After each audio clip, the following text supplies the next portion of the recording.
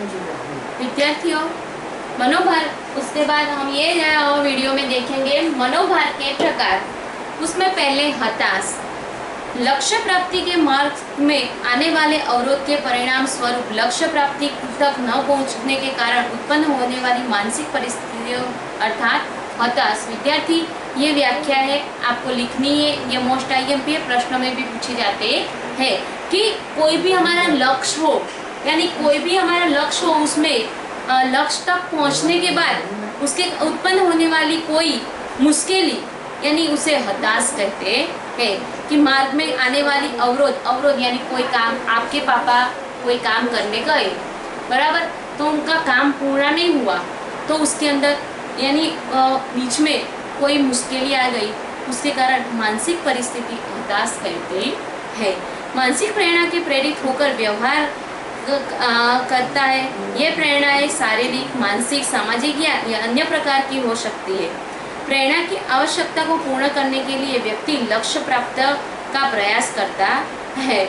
उदाहरण, भूख या प्यास की इच्छा से मनुष्य उसको संतुष्ट करने के लिए प्रयास करता है, परंतु संतुष्ट न होने पर या उसमें विलंब होने से अथवा अवरोध के परिणाम स्वरूप हताश उत्पन्न होती है।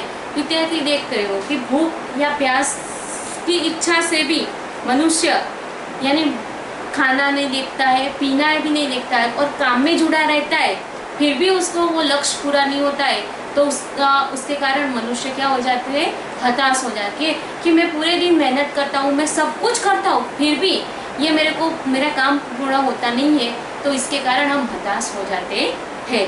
हताश के कारण व्यक्तिगत भी हो सके तथा पर्याप्त जन्य या अन्य कारण भी हो सकते हैं। उदाहरण, किसी व्यक्ति को फिल्म में अभिनेता, अभिनेत्री या गायक बनना हो, परंतु अपना देखाव या आवाज अनुरूप न हो, तो वह व्यक्तिगत कारण है। देखो, कोई भी व्यक्ति हो, उसको हीरोइन बनना हो, यानी क्या बोल रहे हैं, अभिनेता या अभिनेत्री बनना हो, और उसको गायिका बनना हो और उसका चेहरा अच्छा नहीं हो, उसकी आवाज़ अच्छी नहीं हो, तो उसके कारण वो हताश होते हैं। उसे व्यक्तिगत हताश कहते हैं। यह उसका कोई और कारण नहीं है, खुद का कारण है। जबकि समाज के कई नीति नियम, सांस्कृतिक स्तर अथवा पर्यावरण के परिबल व्यक्ति को लक्ष्य तक पहुंचने में अवरोध रूप बने, तो पर्यावरण जन्य कारण कहलाता है। यानी नीति नियमों से, यानी सांस्कृतिक स्तर से, पर्यावरण से व्यक्ति लक्ष्य की ओर नहीं पहुंच सके, उसे पर्यावरणीय कारण कहते हैं, उसे व्यक्तिगत कारण नहीं कहते। तो हताश के प्रभाव हल्के या तीव्र हो सकते हैं। हल्की प्रकार की हताश या सामान्य व्यक्ति की दैनिक प्रवृत्तियों को बिखेर देती है, जबकि तीव्र हताश व्यक्ति के शारीरिक, मानसिक स्वास्थ्य या समग्र अस्तित्व के लिए हानिकारक भी सिद्ध होती है। देखो, बोल रहे हैं कि हल्की प्रकार की हताश व्यक्ति को सामान्य व्यक्ति को दैनिक प्रवृत्ति से बिखेर देती, पर ज़्यादा बड़ी तीव्रता की हताश हो तो उसका मानसिक संतुलन खो जाता है और शारीरिक भी संतुलन खो जाता है, स्वास्थ्य भी बिगड़ जाता है। उसके बाद टॉपिक दूसरा, संघर्ष, कि हमें संघर्ष कैसे करना है। तो व्यक्ति के समक्ष जब दो उसके अधिक विकल्प हो, परंतु दो से किसी एक हो की पसंद करना हो, तब उत्पन्न होने वाले निर्णयात्मक की मानसिक स्थिति अर्थात संघर्ष कहलाती है। संघर्ष में व्यक्ति के सामने एक से अधिक विकल्प होते, किसी एक की पसंदगी करना सरल नहीं हो, तो तब मानसिक संघर्ष उत्पन्न होते हैं। यदि यह संघर्ष लंबे समय तक जारी रहे तो व्यक्ति आवेगिक संतुलन खो देता है। देखो, उसके अंदर दो विकल्प होते हैं, या तो एक को पसंद करो या दूसरी संघर्ष को पसंद। पर जो आप संघर्ष लंबे समय तक ये संघर्ष चलती रहे तो व्यक्ति आवेगना संतुलन खो बैठता है। संघर्ष के 3 प्रकार है। तो संघर्ष के 3 प्रकार, अभिगम संघर्ष, परिहरण संघर्ष, अभिगम और परिहरण संघर्ष है। तो पहले अभिगम संघर्ष, व्यक्ति के समक्ष 2 विकल्प हो तथा दोनों पसंद हो, परंतु दोनों में से एक ही पसंद करना हो, तब उत्पन्न होने वाले संघर्ष को अभिगम संघर्ष कहते। देखो, आपके पास 2 विकल्प हैं, आपको दोनों पसंद है, पर आपको दोनों में से एक ही पसंद करना है, तो उसे उस तब उत्पन्न होने वाली संघर्ष को अभिगम संघर्ष, कि आपको दोनों पसंद है, आप किसी एक को चुनना है पर एक को आप चुनना चाहते नहीं है, तो उसको अभिगम संघर्ष कहते हैं। उदाहरण, छुट्टी के दिन मित्रों के साथ पिकनिक पर जाना हो या परिवार के सदस्यों के साथ फिल्म देखने जाना हो, दोनों में एक ही विकल्प पसंद करना पड़े तो उपयुक्त प्रकार का संघर्ष कहलाता है। देखो, आपको मित्र के साथ भी जाना है, परिवार के साथ फिल्म देखने भी जाना है, पर आपको दोनों में से एक ही जगह पे जाना है, क्योंकि जाना एक ही दिन है और एक ही दिन जाना है, एक ही टाइम समय पे जाना है, तो आप किसके साथ जाएंगे वो आपको खुद को निर्णय लेना है, तो उसे उपयुक्त संघर्ष कहते हैं। उसके बाद हम देखेंगे परिहरण संघर्ष, मानी किसी व्यक्ति के समक्ष दो विकल्प हो तथा दोनों विकल्प ना पसंद हो, परंतु दोनों में से एक को पसंद करना ही पड़ेगा, उस समय उत्पन्न होने वाले संघर्ष को परिहरण संघर्ष कहते हैं। आगे, कुआं एवं पीछे खाई जैसी स्थिति यहाँ पर होती है। उदाहरण, पसंद न होने से नौकरी करना या बेकार रहना है, या यहाँ दोनों विकल्प ना पसंद है परंतु एक को पसंद करना पड़ेगा।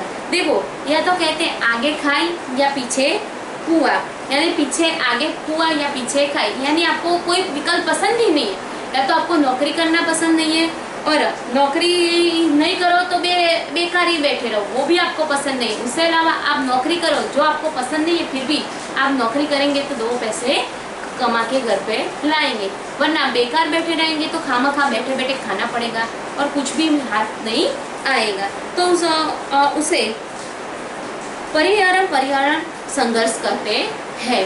उसके बाद अभिगम और परिहरण संघर्ष दोनों, यानी व्यक्ति के पास एक ही विकल्प हो, वह कभी आकर्षण एवं कभी अनाकर्षण लगे, तब उत्पन्न होने वाले मानसिक स्थिति को अभिगमन संघर्ष कहते हैं। उदाहरण, शादी करना पसंद हो लेकिन शादी की जिम्मेदारी पसंद नहीं है, यानी आपको शादी करना पसंद हो पर शादी के बाद वो जिम्मेदारी लेना आपको पसंद नहीं है, यानी अभिगमन और परिहरण दोनों एक साथ संघर्ष है।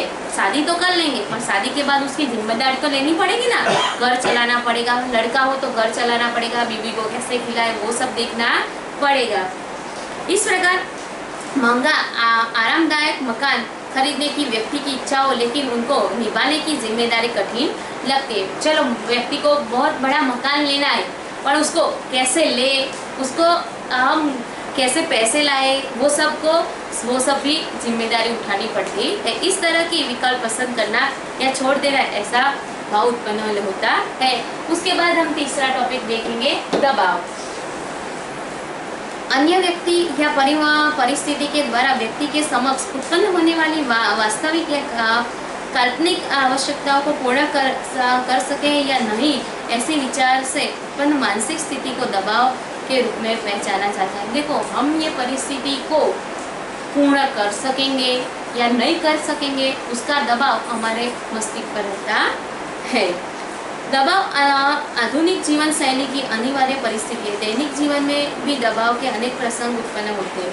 दबाव के उद्गम स्थान भी अंतर्राष्ट्रीय बाह्य दोनों होते हैं, अंदर के भी होते हैं और दबाव बाहर से भी होता है और अंदर से भी होता है, जिसे केंद्र स्थान में महत्वाकांक्षी एवं जीवन लक्ष्य होते हैं। संघर्षात्मक जगत में सिद्ध के लिए कई घंटों तक कार्य करना, अथाक परिश्रम करना, अपने समक्ष रहे अवरोध एवं विकल्पों का उपयोग करके महत्तम लाभ ऐसी प्राप्त हो, नई वास्तविक एवं चुनौतियों का सामना करना आदि दबाव का ही अनुभव है। देखो, नई चुनौतियों का सामना करना, आप कभी कभी नौकरी पे गए और नौकरी पे हमारे ऊपर हमारे मालिक का भी दबाव होता है, तो ऐसे कभी कभी इसमें लाभ भी होता है, लाभ होने से हमें थोड़ा टेंशन कम मिलता है और ऐसे चुनौतियों का भी हमें दबाव मिलता है। हमारे समाज में कई सामान्य दबाव के स्पर्धात्मक स्थितियों के लिए दबाव, प्रयत्नों के अविरत एकाग्रता का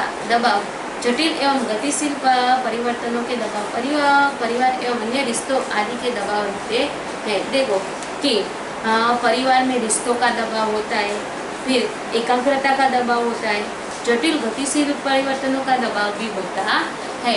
विद्यार्थियों, अब हम ये पाठ आगे के वीडियो में पढ़ेंगे।